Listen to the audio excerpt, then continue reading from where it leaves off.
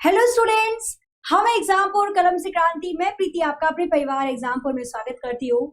तो आप सभी का स्वागत एग्जामपुर में। भगवान करे आप सभी का दिन मंगलमय हो, शुभ हो, अच्छे से आप लोग पढ़ाई करें और जल्दी से आप सभी के पास ज्वाइनिंग लेटर आ जाए। तो क्लास हो चुकी है शुरू। एक बार जल्दी से क्लास को लाइक करके शेयर कर दीजिए ताकि और स्टूडेंट क्लास में लाइव जुड़ सके। और जैसा कि आप लोगों को पता है, आज होगा हमारा लाइव टेस्ट। और लाइव टेस्ट की हमारी क्या रूल्स रेगुलेशंस होती हैं? तो लाइव टेस्ट हमारे रूल्स रेगुलेशंस इसके अंदर होती है। जो क्वेश्चन किया जाता है, हालांकि मैं एक्सप्लेनेशन दे देती हूँ, बट लाइव टेस्ट के अंदर थोड़ा रैपिड फायर राउंड चलता है। मतलब हमें जल्दी जल्दी क्वेश्चंस और आंसर्स को करने होते हैं। क्लियर? तो वही आपका ये लाइव टेस्ट होगा। आपके जो आज के क्वेश्चन है वो ज्यादा हार्ड भी नहीं है और ज्यादा इजी भी नहीं है, मॉडरेट लेवल का रखा गया है। आपको यहाँ पर टोटल क्वेश्चंस को करना है और बाद में आप करके बताओगे कि टोटल कितना आपका नंबर बनता है टोटल क्वेश्चंस के अंदर। ठीक है, 20 to 25 आपके क्वेश्चंस होंगे।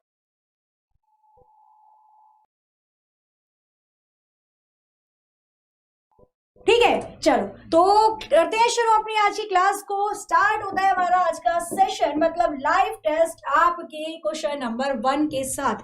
पढ़ना है, बताना है क्वेश्चन नंबर 1 का कौन सा ऑप्शन हो जाएगा करेक्ट। ऐसे करते करते करते करते हर एक क्वेश्चन के साथ हम डील करेंगे और शुरू होता है राउंड 1 आपका लाइव टेस्ट क्वेश्चन नंबर 1 के साथ।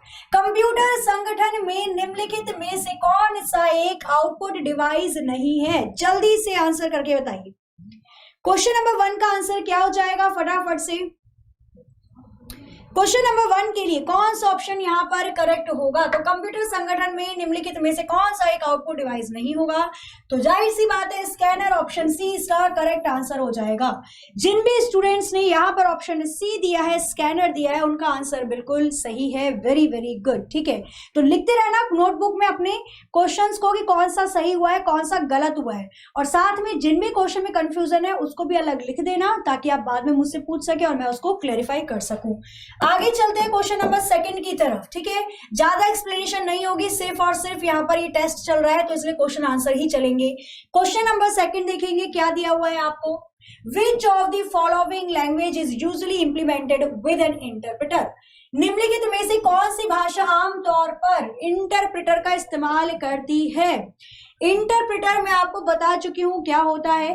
3 चीजें होती हैं, ये भाषा अनुवादक होते हैं। क्या होते हैं? ये भाषा अनुवादक होते हैं जिनको लैंग्वेज कन्वर्टर बोला जाता है। एक होता है आपका असेंबलर, एक होता है आपका इंटरप्रेटर, एक होता है आपका इंटरप्रेटर, तीसरा होता है आपका कंपाइलर। क्या होते हैं? तो ये तीनों के तीनों आपके भाषा अनुवादक होते हैं। असेंबलर का काम होता है असेंबली भाषा को मशीनी भाषा में बदलना। इंटरप्रेटर और कंपाइलर दोनों का काम होता है उच्च स्तरीय भाषाओं को मशीनी भाषा में बदलना। इंटरप्रेटर एक एक लाइन करके भाषाओं को बदलने का काम करता है और कंपाइलर पूरा का पूरा डेटा एक साथ बदल देता है। तो ये पूरा का पूरा भाषा अनुवादक है। लैंग्वेज कन्वर्टर आपके एक सिस्टम सॉफ्टवेयर होते हैं। ठीक है, चलो तो मैंने सारा बता ही दिया हालांकि। तो यहाँ पे अब जल्दी से बताना है आपको कि इंटरप्रेटर के लिए कौन सी भाषा इस्तेमाल की जाती है या कौन सी भाषा को इंटरप्रेटर से आप मतलब इंटरप्रेटर इस्तेमाल करते हैं किस भाषा के लिए। क्वेश्चन नंबर 2 का आंसर बिल्कुल जिन्होंने भी यहाँ पर आंसर दिया है क्या, तो यहाँ पर जिनका भी आंसर आया है बेसिक या पास्कल कोबोल। देखो हालांकि तो ये तीनों की तीनों ही आपकी क्या हो जाएंगी, ये तीनों की तीनों आपकी उच्च स्तरीय भाषाएं हैं। डीबी, सीबी और एबी तीनों आपकी उच्च स्तरीय भाषाएं हैं। तो यहाँ पे तो आंसर ऑप्शन ई भी होना चाहिए था, ए सी डी तीनों। ठीक है, तो यहाँ पे ये तीनों ही इस्तेमाल की जाएंगी। बेसिकली अगर हम बात करते हैं उच्च स्तरीय से निम्न स्तरीय या फिर मशीनी भाषा में जाने के लिए। और अगर पर्टिकुलर एक की बात पूछता है तो आप आंसर यहाँ पर किसका करेंगे? आप आंसर यहाँ पर करेंगे बेसिक। बेसिक की full form beginners all purpose symbolic instructions code होती है। आगे चलते हैं नेक्स्ट क्वेश्चन पे। असेंबली नहीं होगी, असेंबलर करता है, असेंबली भाषा को बदलता है। ठीक है, question number 3, reference to a computer and assembler is. Computer के संदर्भ में एक असेंबलर क्या होता है? आ गया वही क्वेश्चन है ना। चलिए बताइए जल्दी से यहाँ पे क्वेश्चन नंबर 3 का आंसर क्या हो जाएगा। क्वेश्चन नंबर 3 का आंसर क्या होगा जल्दी से बताना है आपको। असेंबलर का मतलब क्या है? क्या ये एक प्रोग्राम है, पर्सन है असेंबलर पार्ट का, सिंबल है या इनमें से कोई भी नहीं है? क्वेश्चन नंबर 3 का आंसर क्या होगा बताइए जल्दी से एक बार। क्वेश्चन नंबर 3 का कौन सा ऑप्शन करेक्ट हो जाएगा? तो असेंबलर क्या होता है? जाहिर सी बात है असेंबलर अभी हमने थोड़ी देर पहले पढ़ा भी था। फटाफट से आंसर दीजिए, फिर मैं इसका आंसर बताती हूँ आपको। असेंबलर का कौन सा ऑप्शन करेक्ट हो जाएगा? तो बिल्कुल सही, जिन्होंने यहाँ पे प्रोग्राम दिया है बिल्कुल करेक्ट आंसर होगा, क्योंकि असेंबलर अभी मैंने बताया ये सिस्टम सॉफ्टवेयर होता है और सिस्टम सॉफ्टवेयर एक प्रोग्राम भी बोला जा सकता है। तो यहाँ पे आंसर आपका ऑप्शन ही बिल्कुल करेक्ट था। आगे चलते हैं क्वेश्चन नंबर 4 की तरफ। Who invented mail system and at the rate symbol for addresses? Address के लिए मेल सिस्टम और एट द रेट सिंबल का आविष्कार किसने किया था? ओके, बताइए क्वेश्चन नंबर 4 का आंसर क्या हो जाएगा? क्वेश्चन नंबर 4 का कौन सा ऑप्शन करेक्ट होगा बताना है आपको जल्दी से। ठीक है, जो हम मेल की बात करते हैं ना, ईमेल, इलेक्ट्रॉनिक मेल, पहले तो डाकिया डाक लाया या कबूतर आ और कबूतर जा जा जा होता था, लेकिन आज के टाइम में इलेक्ट्रॉनिक मेल का जमाना है, ईमेल का जमाना है। तो वहां पे ईमेल सिस्टम को इन्वेंट करने वाले और एट द रेट का सिंबल को बनाने वाले व्यक्ति कौन थे? बताना यहाँ पे आंसर क्या हो जाएगा। और बिल्कुल सही आंसर जिन्होंने भी ऑप्शन डी बताया है, रेमंड सैमुअल टॉमिल्सन। अब आप थोड़ा सा सोच में पड़ गए होंगे, क्यों? क्योंकि हम लोगों ने अभी तक पढ़ा है रे टॉमिल्सन, नहीं, हम लोगों ने अभी तक पढ़ा है रे टॉमिल्सन, इसलिए आप पकड़ नहीं पाए होंगे। पर इनका फुल फॉर्म अगर मैं पूरा नाम बताती हूँ तो क्या होता है? Raymond Samuel टॉमिल्सन। ठीक है, तो यहाँ पे क्या हो जाएगा? यहाँ पे जिन्होंने भी आंसर ऑप्शन डी किया था उनका आंसर बिल्कुल करेक्ट। क्वेश्चन नंबर 5 की तरफ चलते हैं। What is the full form of Li-Fi? जल्दी से, लाइफाई की फुल फॉर्म क्या हो जाएगी बताना है आप लोगों को। What is the full form of Li-Fi? Li-Fi की फुल फॉर्म इनमें से कौन सी सही है? ठीक है, ओके, लाइफाई की इनमें से कौन सी फुल फॉर्म करेक्ट हो जाएगी एक बार बता दीजिए जल्दी से। बिल्कुल, अगर हम बात करते हैं यहाँ पे लाइफाई की तो इसकी फुल फॉर्म हो जाएगी लाइट फिडेलिटी। ऑप्शन ए बिल्कुल करेक्ट है। लाइफाई जैसे वाईफाई होता है ऐसे लाइफाई होता है। लाइफाई में एलईडी बल्ब का इस्तेमाल होता है, लाइट एमिटिंग डायोड्स का इस्तेमाल होता है, और वाईफाई में तो खैर राउटर और मॉडेम होता है। क्वेश्चन नंबर चलते हैं 6 पे। आईओटी रेफर्स टू, आईओटी की फुल फॉर्म क्या हो जाएगी? What is the full form of IoT in the relation of computer? तो कंप्यूटर से संबंधित आईओटी की फुल फॉर्म क्या हो जाएगी बताना है आपको। What is the full form of IoT? IoT की फुल फॉर्म क्या होती है बताइए। IoT की फुल फॉर्म क्या हो जाएगी अगर आपसे पूछा जाए IoT के बारे में? ठीक है, IoT की फुल फॉर्म क्या हो जाती है? बिल्कुल ऑप्शन ए करेक्ट होगा, इंटरनेट ऑफ थिंग्स। इंटरनेट के ऊपर जितनी भी चीजें आपको दिखाई देती हैं वो आईओटी के अंतर्गत आती हैं। क्या हो जाएगी? Internet of things. Clear, IoT के अंदर आने वाली चीजें ये सारी की सारी आपकी सही हो जाएंगी। आगे चलते हैं नेक्स्ट क्वेश्चन पे। क्वेश्चन नंबर 7 देखेंगे यहाँ पर क्या दिया है। USB hard disk is a dash type of storage device. USB किस प्रकार की स्टोरेज डिवाइस होती है? प्राथमिक, माध्यमिक, तृतीयक या सहायक? प्राइमरी, सेकेंडरी, टर्शरी या ऑक्सिलरी? क्वेश्चन नंबर 7 का आंसर क्या हो जाएगा?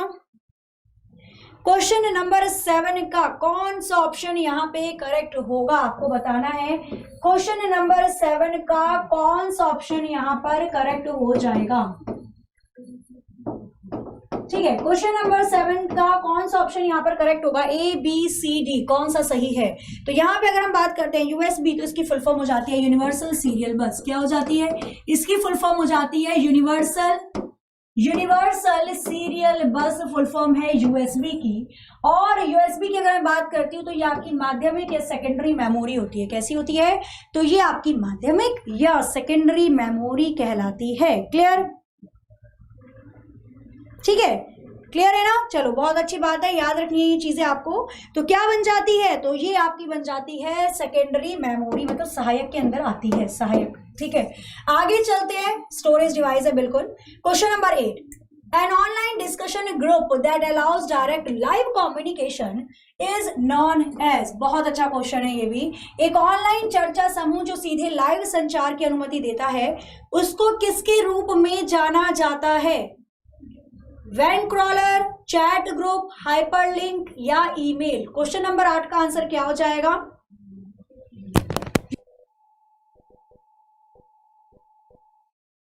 बताना है आपको यहाँ पे क्वेश्चन नंबर 8 का कौन सा ऑप्शन करेक्ट हो जाएगा। वही क्वेश्चन नंबर 8 के लिए कौन सा ऑप्शन बिल्कुल सही होगा, एक बार जल्दी से आंसर करके बताइए। क्वेश्चन नंबर 8 का कौन सा ऑप्शन करेक्ट हो जाएगा, जल्दी से आंसर बताना है आपको। तो यहाँ पे अगर मैं बात करती हूँ किसके लिए, लाइव कम्युनिकेशन के लिए, तो उसको चैट ग्रुप बोला जाता है। वो ग्रुप डिस्कशन जो कि ऑनलाइन लाइव कम्युनिकेशन करता है। जैसे अगर मैं आपको बताती हूँ, यहाँ पे हम सब लोग लाइव अगर कम्युनिकेशन करना लग जाए, मैं भी छोटी सी दिख रही हूँ आपको, आप भी दिख रहे हो, सब दिख रहे हैं छोटे छोटे से ना, और एक लाइव कम्युनिकेशन हो रही है, तो वो ग्रुप कौन सा बन जाता है, तो वो आपका कहलाता है चैट ग्रुप या चैट लाइव ग्रुप। ठीक है, जैसे वीडियो कॉन्फ्रेंसिंग पर करते हैं, हम सब लाइव होते हैं और वीडियो कॉन्फ्रेंसिंग पर वीडियो चलती रहती है, वो क्या कहलाता है, आपका चैट ग्रुप कहलाता है। वीडियो कॉन्फ्रेंसिंग भी इसी के अंतर्गत आ जाता है। Question number 9, saving a file from the internet onto your desktop is called. अपने डेस्कटॉप पर इंटरनेट से एक फाइल को सहेजना क्या कहलाता है। अगर आप कोई फाइल इंटरनेट से उठाते हो और अपने डेस्कटॉप पर उसको स्टोर कर देते हो, तो वो प्रोसेस या वो प्रक्रिया क्या कहलाती है। डाउनलोडिंग, अपलोडिंग, स्थानांतरण, भंडारण। डाउनलोडिंग, अपलोडिंग, ट्रांसफरिंग या स्टोरिंग। क्वेश्चन नंबर 9 का आंसर क्या हो जाएगा। क्वेश्चन नंबर 9 के लिए कौन सा ऑप्शन करेक्ट होगा बताना है आपको जल्दी से। ठीक है, क्वेश्चन नंबर 9 का कौन सा ऑप्शन करेक्ट हो जाएगा ये बता दीजिए। हो, क्वेश्चन नंबर 9 कौन सा ऑप्शन करेक्ट होगा। तो इंटरनेट से कोई फाइल आप अपने कंप्यूटर में ले रहे हो, देखो दो प्रोसेस होता है, या तो आप इंटरनेट से किसी चीज को अपने कंप्यूटर में लेते हो, या कंप्यूटर से कोई चीज इंटरनेट पर डालते हो। अगर हम कंप्यूटर के अंदर कुछ चीज इंटरनेट से ला रहे हैं, मतलब इंटरनेट से ला रहे हैं, तो वो डाउनलोडिंग कहलाता है। ठीक है, और अगर आप अपने कंप्यूटर से कोई चीज इंटरनेट पर डाल रहे हो, अप ले जाओ भैया इंटरनेट है ना, अप कर रहे हो, तो वो अपलोडिंग कहलाता है। इंटरनेट से ला रहे हैं तो डाउनलोड, इंटरनेट को भेज रहे हैं तो अपलोड। क्वेश्चन नंबर 10 पर आते हैं। The dash protect system from hackers. बताइए इनमें से कौन है जो आपको हैकर्स से बचाकर रखता है। एंटीवायरस, बैकअप, हार्ड डिस्क या फायरवॉल। हैकर्स से बचाने के लिए आपको इनमें से किसका इस्तेमाल करना पड़ता है। क्वेश्चन नंबर 10 का आंसर। क्वेश्चन नंबर 10 के लिए कौन सा ऑप्शन करेक्ट हो जाएगा। क्वेश्चन नंबर 10 के लिए कौन सा ऑप्शन आपका बिल्कुल सही होगा, एक बार फटाफट से क्वेश्चन नंबर 10 का आंसर बता दीजिए। हैकर्स से आपको इनमें से कौन बचाता है, मतलब हैकर से प्रोटेक्ट करने के लिए आपके सिस्टम में क्या होना चाहिए, क्या होता है, पहले से ही आ जाता है ना, तो क्या हो जाएगा यहाँ पे। अगर हम बात करते हैं क्वेश्चन नंबर 10 की, तो कौन सा ऑप्शन करेक्ट होगा, बिल्कुल सही यहाँ पे आंसर हो जाएगा फायरवॉल, क्योंकि पहले से आता है। देखो एंटीवायरस नहीं होगा, एंटीवायरस इसलिए नहीं होगा क्योंकि वो आप अलग से लेते हो। अगर ये ऑप्शन में नहीं होता फायरवॉल, तो हम एंटीवायरस करते, लेकिन फायरवॉल दे रखा है और ये आपका पहले से ही सिस्टम में आता है, तो आप आंसर इसे करोगे फायरवॉल, क्योंकि वो तो अलग से एंटीवायरस तो हम अलग से लेते हैं, अल्ता विस्ता हो गया, कसपस की हो गया, कोई खील हो गया, लेकिन फायरवॉल पहले से ही आता है, इसलिए वही आंसर होगा। क्वेश्चन नंबर 11 देखेंगे। Errors in computer programs are called. शांति से पढ़ना है, किसी को बातचीत नहीं करनी है, आज लाइव टेस्ट चल रहा है। ठीक है, लाइव टेस्ट में इसलिए यहाँ पर कोई बात नहीं करेगा, टेस्ट इसलिए लिया जाता है ताकि आप बहुत अच्छे से चीजों को पढ़ सके, नहीं तो आप बतिया ही लो, फिर तो पढ़ोगे क्या। ठीक है, पढ़ा बहुत अच्छे से चुके हो, बट उसको टेस्ट करना भी जरूरी होता है, इसलिए पूरा फोकस सिर्फ और सिर्फ बोर्ड पर रखना है। तो errors in computer programmers are called. Computer programmer में त्रुटियों को क्या कहा जाता है, बताइए। फॉलीज, मिस्टेक, बग या स्पैम। क्वेश्चन नंबर 11 का आंसर क्या हो जाएगा। बिल्कुल, क्वेश्चन नंबर 11 की अगर हम बात करते हैं तो यहाँ पे आंसर होगा बग। ऑप्शन सी इसका करेक्ट आंसर हो जाएगा, बग बिल्कुल सही आंसर है क्वेश्चन नंबर 11 के लिए। बग को ठीक करने के लिए दो चीजें होती हैं, किस किस का इस्तेमाल किया जाता है, एक होती है आपकी डीबगिंग और दूसरी होती है पैच। ठीक है, डीबगिंग के अंदर क्या होता है, ये उस प्रोग्राम की गलती को ठीक भी करती है और ढूंढती भी है कि वो गलती कहाँ पे है। और पैच का काम क्या होता है, तो पैच का काम होता है, अगर मैं बात करती हूँ पैच के लिए, तो पैच का काम होता है केवल और केवल उस गलती को ठीक करना। ऑनलाइन करती है, मुफ्त करती है, उस गलती को मुफ्त ठीक करती है, ऑनलाइन करती है। बाकी अगर मैं बात करती हूँ डीबगिंग ठीक भी करेगा और ढूंढेगा भी। ठीक है, आगे चलें। पैच आपका इंटरनेट की मदद लेता है, इंटरनेट से होता है। जब हम अपडेट करते हैं अपने एप्लीकेशन को तो पैसा थोड़ी ना देते हैं। और डीबगिंग विदाउट इंटरनेट होता है, ये ऑफलाइन मेथड होता है। कैसा होता है? ये ऑफलाइन मेथड होता है अगर हम बात करते हैं डीबगिंग की। ठीक है, चलिए आगे चलते हैं नेक्स्ट क्वेश्चन की तरफ। क्वेश्चन नंबर 12 देखेंगे, क्या दिया हुआ है आपको। Which American computer company is also known as the nickname big blue. इनमें से कौन सी अमेरिकन कंपनी का नाम बिग ब्लू रखा गया है? बताइए, इनमें से कौन सी अमेरिकन कंपनी का नाम बिग ब्लू रखा गया है? बताना है आपको यहाँ पे आंसर क्वेश्चन नंबर 12 के लिए। कौन सा ऑप्शन करेक्ट हो जाएगा? बताइए क्या होगा। अगर हम बात करते हैं यहाँ पे क्वेश्चन नंबर 12 की या क्वेश्चन नंबर 12 की, तो क्वेश्चन नंबर 12 में कौन सा ऑप्शन करेक्ट होगा? जल्दी से बताइए।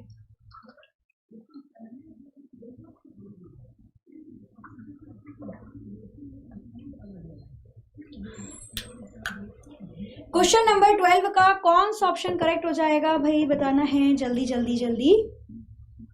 ओके, क्वेश्चन नंबर 12 की अगर हम बात करते हैं, 12 की बात करते हैं, तो यहाँ पे आंसर आपका डी ऑप्शन, डी बिल्कुल करेक्ट हो जाएगा। आईबीएम यहाँ पर बिल्कुल सही आंसर है। और आईबीएम की फुल फॉर्म होती है इंटरनेशनल बिजनेस मशीन। आईबीएम की फुल फॉर्म क्या हो जाती है? इंटरनेशनल बिजनेस मशीन, यहाँ पे बिल्कुल सही फुल फॉर्म हो जाती है। और ये अमेरिका की कंपनी है। इसको बनाया गया था क्या? इसका नींव रखने वाले 1911 के आसपास इसका नींव रखा गया था और हरमन हॉलरिंथ ने इसको स्टार्ट किया था। हरमन हॉलरिंथ ने, ठीक है। और तब इसका नाम ये नहीं था, आईबीएम नहीं था, तब इसका नाम कुछ कैलकुलेटिंग करके था। ठीक है, कैलकुलेटिंग मशीनिंग डिवाइस कुछ इस करके नाम था 1911 में। फिर 1924 में इसका नाम बदलकर आईबीएम रख दिया गया और उसके बाद तो ये एक मल्टीनेशनल कंपनी बन गई, बहुउद्देश्य कंपनी बन गई, जो कि बहुत सारे बहुराष्ट्रीय है ना, तो बहुत राष्ट्रों में फैली हुई एक आपकी एमएनसीज कंपनी है जो कि कंप्यूटर के अंदर हार्डवेयर सॉफ्टवेयर से रिलेटेड चीजों को संभालती है। क्लियर? तो ये पूरी की पूरी इससे रिलेटेड चीज हो जाती है। हरमन हॉलरिंथ और किससे संबंधित हैं? तो इन्होंने पंच कार्ड का भी आविष्कार किया था। हालांकि पंच कार्ड जोसेफ जैक्वार्ड ने भी बनाया था, पर वो वेविंग बुनाई के लिए बनाया था। लेकिन अगर मैं बात करती हूँ कैलकुलेटिंग के लिए, तो पंच कार्ड बनाने वाले हरमन हॉलरिंथ थे। इन्होंने अमेरिका की जनगणना सेंसस की थी 1880 वाली, तो तब उन्होंने कैलकुलेटिंग मतलब एक टैबुलेटिंग मशीन बोला जाता है, वो बनाया था कैलकुलेटर को और उसी से उस जनगणना को करा था। आगे चलते नेक्स्ट क्वेश्चन पे। क्वेश्चन नंबर देखेंगे 13 फटाफट से दोबारा से। अब आदत ही हो गई है ना क्वेश्चन को एक्सप्लेन करने की, तो वही एक्सप्लेन हो जाता है। चलो, बट टेस्ट है ये, दोबारा से आ जाता है अपने फॉर्म में ही। क्वेश्चन नंबर 13 की बात करते हैं। कनेक्शन और लिंक टू अदर डॉक्यूमेंट्स और web pages that contain related information is called. अन्य दस्तावेजों या वेब पेजों से जुड़ना या लिंक करना जिसमें संबंधित जानकारी होती है, वो क्या कहलाता है? Dial up, electronic commerce, hyperlink या ई कैश। क्वेश्चन नंबर 13 का आंसर क्या हो जाएगा? क्वेश्चन नंबर 13 के लिए कौन सा ऑप्शन करेक्ट होगा? बताना है आपको। क्वेश्चन नंबर 13 के लिए कौन सा ऑप्शन बिल्कुल सही हो जाएगा? वो लिंक जो कि आपको अन्य दस्तावेज या पेज से जोड़कर लगता है, क्या कहलाता है? वो लिंक क्या कहलाता है? बताइए जल्दी से यहाँ पे आंसर। वो लिंक क्या कहलाता है जो आपको दस्तावेज और इन सब से जोड़ कर रखता है? तो वो लिंक कहलाता है आपको हाइपरलिंक। क्या कहलाता है? तो वो लिंक हमारा हाइपरलिंक बन जाता है, जो कि ब्लू कलर का होता है, बाय डिफॉल्ट नीले रंग का होता है। तो वेब एड्रेस होता है ना यूआरएल यूनिफॉर्म रिसोर्स लोकेटर, उसी से रिलेटेड आपका क्या हो जाता है? यहाँ पर लिंक हो जाता है hyperlink. Question number 14, who is known as the father of SMS. SMS के पिता के रूप में किसको जाना जाता है? बताइए, एसएमएस के पिता के रूप में किसको जाना जाता है? जल्दी से आंसर करना है यहाँ पे। एसएमएस की बार फुल फॉर्म भी बता दीजिएगा क्या होगी। एसएमएस की फुल फॉर्म क्या होती है? Short message service. एसएमएस की फुल फॉर्म क्या होती है? इसकी फुल फॉर्म होती है शॉर्ट मैसेज सर्विस। ठीक है, ये क्या हो जाती है? तो ये फुल फॉर्म हो जाती है एसएमएस की। अच्छा, एसएमएस के पितामह के रूप में किसको बोला जाता है? जरा एक बार बताना जल्दी से। एसएमएस का इन्वेंशन किस व्यक्ति ने किया था? किस व्यक्ति को लगा था कि चलो भैया कुछ मैसेज भेजने के लिए कुछ होना चाहिए? नहीं भाई, एक तो होता है कॉलिंग वाला सिस्टम, तो कॉलिंग से हटकर किसी ने सोचा कि टेक्स्ट भी होने चाहिए, मैसेज भी होना चाहिए। ठीक है, चलिए क्वेश्चन नंबर 14 में आंसर क्या हो जाएगा? सॉरी, बिल्कुल सही यहाँ पर ऑप्शन सी होगा, मैटी मैकोनन। मैटी मैकोनन, ठीक है, मैटी मैकोनन को ही फादर ऑफ एसएमएस बोला जाता है, शॉर्ट मैसेज सर्विस। अब तो खैर मैसेज भी कौन ही भेजता है, अब तो या तो कंपनी के ही मैसेज आ जाते हैं, ठीक है, अदरवाइज तो व्हाट्सएप चैट वगैरह चल रही है, ठीक है। चलिए, तो यहाँ पे आपका ऑप्शन सी बिल्कुल सही हो जाएगा। आगे चलते हैं क्वेश्चन नंबर, ठीक है, आगे चलते हैं यहाँ पे नेक्स्ट क्वेश्चन में। क्वेश्चन क्या दे रखा है आपको, क्वेश्चन नंबर देखेंगे 15। A packet of information travels between a browser and a web server is known as. एक सूचना का एक पैकेट जो एक ब्राउजर और वेब सर्वर के बीच में यात्रा करता है उसको किस नाम से जाना जाता है। क्वेश्चन नंबर 15 में कौन सा ऑप्शन करेक्ट हो जाएगा। सूचना का एक पैकेट है, इंफॉर्मेशन का एक पैकेट है जो कि वेब ब्राउजर और वेब सर्वर के बीच में इधर से उधर उधर से इधर जा रहा है, उसको क्या कहा जाता है, मॉलवेयर, एडवेयर, स्पाईवेयर या कुकीज। क्वेश्चन नंबर 15 का आंसर क्या हो जाएगा। क्वेश्चन नंबर 15 में कौन सा ऑप्शन बिल्कुल करेक्ट होगा बताना है आपको जल्दी से आंसर करके। क्वेश्चन नंबर 15 में कौन सा ऑप्शन बिल्कुल सही होगा, क्या बोला जाता है उसको, क्या बोलेंगे उस शब्द को जो कि एक इंफॉर्मेशन का पैकेट है और एक ब्राउजर और एक वेब ब्राउजर के बीच में क्या कर रहा है, सर्वर के बीच में ट्रेवल करता है। बिल्कुल कुकीज बोला जाता है। क्या बोला जाता है, कुकी बोला जाता है ना। जब भी हम किसी ऑनलाइन सर्विस पर जाते हैं, किसी भी अम्मा की दुकान जैसी वेबसाइट पर जाते हैं, कुछ भी खरीदारी करते हैं, तो एक छोटा सा सॉफ्टवेयर हमारे अंदर डाल देता है, हमारे कंप्यूटर के अंदर, और वही आपका क्या कहलाता है, कुकीज कहलाता है। फिर सारी जितनी भी चीजें आप उसके अंदर देख रहे हो वो सारी कुकी के अंदर स्टोर हो जाती है और दोबारा अम्मा की दुकान वाले सर्वर पर चली जाएगी। उनको पता चल चुका है कि आपने क्या क्या चीजें देखी है, उस वेबसाइट पे भी बार बार आपको एडवर्टाइजमेंट भेजी जाती है। क्लियर। चलिए आगे चलें, आगे चलते हैं। यहाँ पे देखेंगे नेक्स्ट क्वेश्चन नंबर 16 क्या दिया हुआ है आपको। The service used by bank to automatically read those special numbers on the bottom of cheques is. Bank के द्वारा उपयोग किया जाने वाले उपकरण स्वचालित रूप से चेक के तल पर उन विशेष नंबरों को पढ़ने के लिए होते हैं। किनको? MICR नंबर को पढ़ते हैं, बैंक के पास जो चेक होता है MICR वाले नंबर को पढ़ा जाता है, OMR को, UPC को या UDIC को। तो क्वेश्चन नंबर 16 में कौन सा ऑप्शन करेक्ट हो जाएगा बताइए। क्वेश्चन नंबर 16 में कौन सा ऑप्शन करेक्ट होगा, जल्दी से आंसर बताना है। क्वेश्चन नंबर 16 का कौन सा ऑप्शन इसका बिल्कुल सही हो जाएगा, ठीक है। क्वेश्चन नंबर 16 का कौन सा ऑप्शन करेक्ट होगा बताना है जल्दी से आपको। MICR बिल्कुल सही। बैंक के चेक पे जो नंबर होता है वो MICR होता है, और MICR की फुल फॉर्म क्या हो जाती है, तो इसकी फुल फॉर्म हो जाती है मैग्नेटिक इंक। क्या हो जाती है? Magnetic ink character, magnetic ink character reader या रिकॉग्नाइजेशन, ठीक है। और अगर मैं बात करती हूँ किसी भी बैंक के चेक पे बिल्कुल नीचे ये तीन कह रही हूँ, ये 9 संख्याओं का होता है। कितने संख्याओं का होता है? तो ये आपका 9 संख्याओं का होता है, भूलना बिल्कुल भी नहीं है। MICR जो अंक होता है वो 9 संख्याओं का होता है, क्योंकि पूछा गया था ना इस बार कुछ क्वेश्चन इस तरीके से, ठीक है। और कौन कौन से, तो शुरू के 3 की अगर मैं बात करती हूँ तो ये शहर सिटी को दर्शाते हैं, बीच के 3 आपके ये बैंक को दर्शाते हैं, लास्ट के 3 आपके ये ब्रांच के कोड को दर्शाते हैं, ठीक है। चलिए आगे चलते हैं नेक्स्ट क्वेश्चन पे। क्वेश्चन नंबर 17 देखेंगे क्या पूछा हुआ है। क्वेश्चन नंबर 17 आपके स्क्रीन पर ये रहा।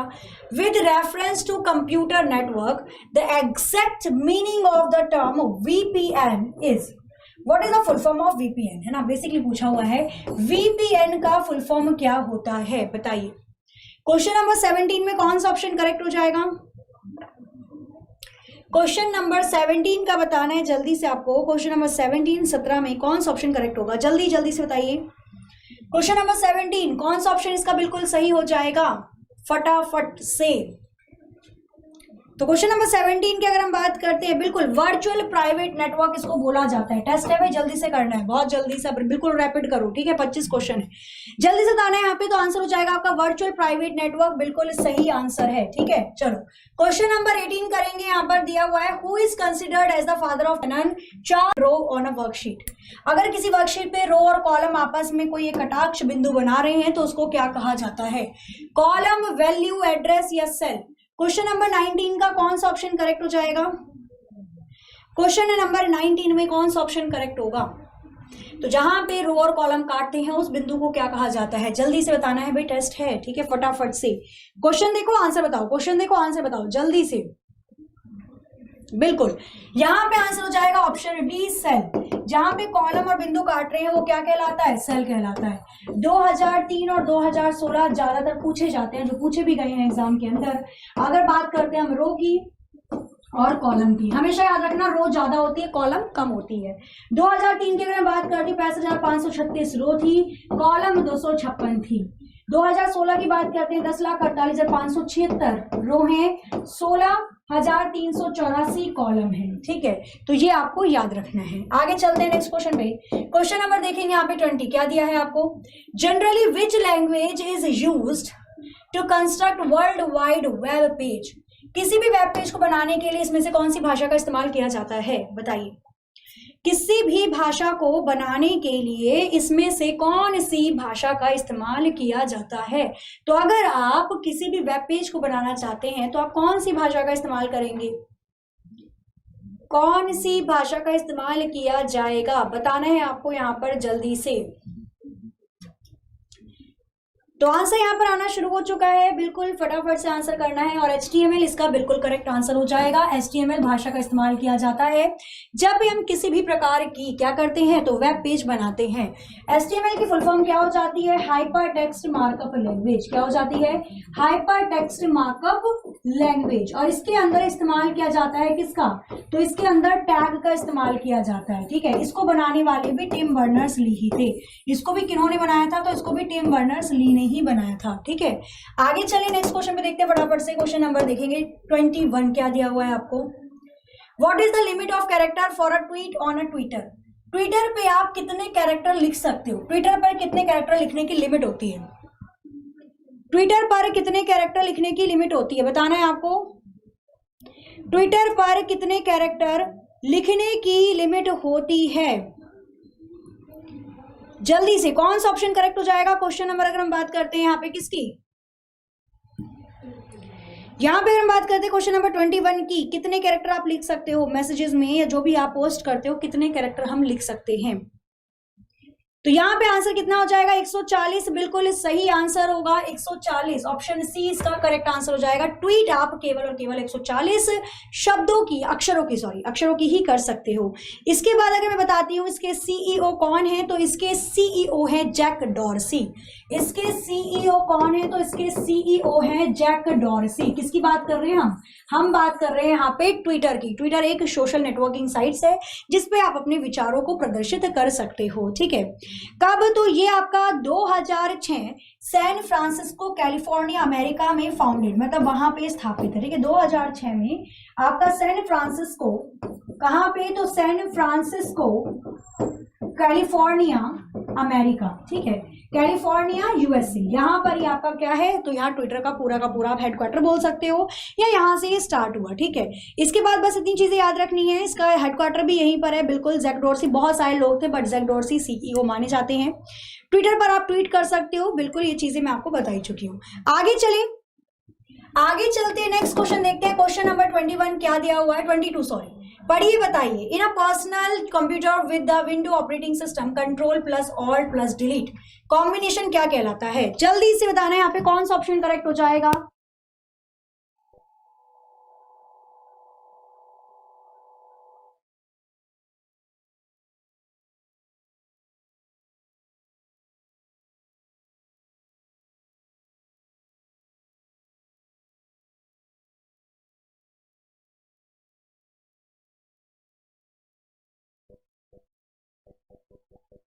की क्वेश्चन नंबर 22 का आंसर क्या हो जाएगा? सही बताना है आपको। तो यहाँ पे जिन्होंने भी ऑप्शन डी बताया है करेक्ट होगा, ए और बी दोनों। यहाँ पे जिन्होंने भी ऑप्शन डी बताया है उनका आंसर करेक्ट हो जाएगा, उपरोक्त दोनों ए और बी के ऊपर, ठीक है, दोनों होंगे। अगर मैं बात करती हूँ तो यहाँ पे ऑल्ट कंट्रोल और डिलीट एक आवेदन कार्य को खत्म भी करता है, बिल्कुल टर्मिनेट कर देता है। और रिबूटिंग भी करता है, ऑपरेटिंग सिस्टम को रिबूट करने के लिए भी इस्तेमाल किया जाता है। हालांकि रिबूटिंग के लिए आप F8 का भी इस्तेमाल कर सकते हो, लेकिन कंट्रोल ऑल्ट डिलीट का मतलब क्या होता है? देखो ये ना आपका ब्रह्मास्त्र होता है। आपका कंप्यूटर अगर हो गया बेचारा हैंग, नहीं चल रहा है, बिल्कुल खटारा हो चुका है, आपको अगर अपने कंप्यूटर को क्या करना है, हैंग वाली स्थिति से उसको बाहर निकालना है ना, उसकी कोमा वाली स्थिति से बाहर निकालना चाहते हो, कुछ नहीं करना, केवल 3 बटन दबा देना, कंट्रोल ऑल्ट और डिलीट। आप सीधा टास्क पेन में चले जाओगे, जितने प्रोग्राम खुले हैं वो सब बंद कर देना, आपका कंप्यूटर या लैपटॉप फिर से खुशहाल जीवन में वापस आ जाएगा। ठीक है, तो ये दोनों काम करता है, ए और बी बिल्कुल सही आंसर हो जाएगा। आगे चलते हैं क्वेश्चन नंबर 23 की तरफ। क्या दिया हुआ है? Which type of processing speed measurement is used primarily with supercomputer? किस प्रकार का प्रसंस्करण गति माप मुख्य रूप से सुपर कंप्यूटर के साथ उपयोग किया जाता है? क्वेश्चन नंबर 23 का कौन सा ऑप्शन करेक्ट हो जाएगा बताइए। क्वेश्चन नंबर 23 का आंसर बताना है जल्दी से आपको, कौन सा सही होगा यहाँ पे फटाफट से। ठीक है, तो जो आपका सुपर कंप्यूटर होता है उसकी स्पीड को किस में मेजर करते हैं, जरा बताओगे आप मुझे। जो हमारा सुपर कंप्यूटर होता है उसकी स्पीड को आप किस में मेजर करोगे?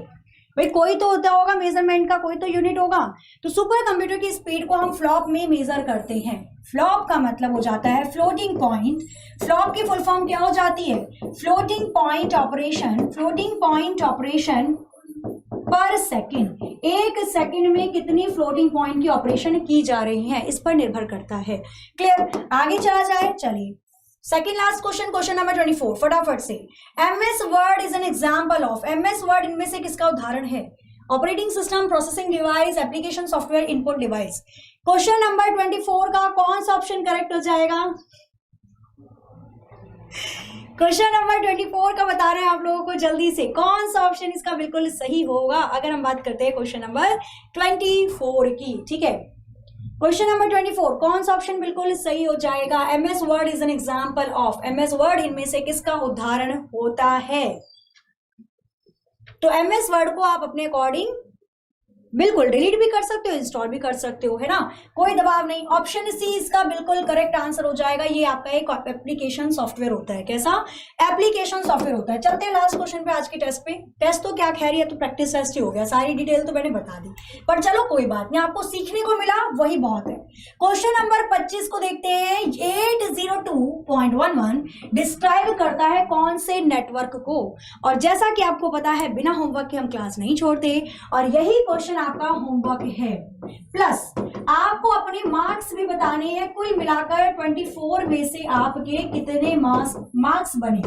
ठीक है, क्योंकि 25 तो होमवर्क में दे दिया। क्लियर? तो ये जो क्वेश्चन नंबर दे रखा है मैंने आपको 25, ये आपका होमवर्क हो जाएगा। कितने टोटल आपके क्वेश्चंस सही हुए वो ऑफलाइन कमेंट करके जरूर बताइएगा। बिल्कुल, वेरी वेरी गुड। हाँ, यहाँ पे नहीं, ऑफलाइन कमेंट करके ना। चलो, तो आज की क्लास को, आज के लाइव टेस्ट को यहाँ पे करते हैं हम लोग एंड। मिलते हैं कल अपने ही टाइम पर, अपने ही मतलब टाइम पे मिलेंगे और अच्छे क्वेश्चंस और कॉन्सेप्ट के साथ। तो क्लास अच्छी लगी हो, बिल्कुल जाते जाते क्लास को एक बार जल्दी से लाइक कर देना, शेयर कर देना आपके जितने भी व्हाट्सएप ग्रुप हो या फिर टेलीग्राम पे हो या फिर फेसबुक पे हो। और जितने नए स्टूडेंट आज हमारे चैनल से जुड़े हैं तो चैनल को सब्सक्राइब करना ना भूलें। ठीक है, मिलते हैं नेक्स्ट सेशन में। तब तक के लिए हंसते रहिए, मुस्कुराते रहिए, खुश रहिए, अपना अपने घर वालों का ख्याल रखिए। जय हिंद, जय भारत।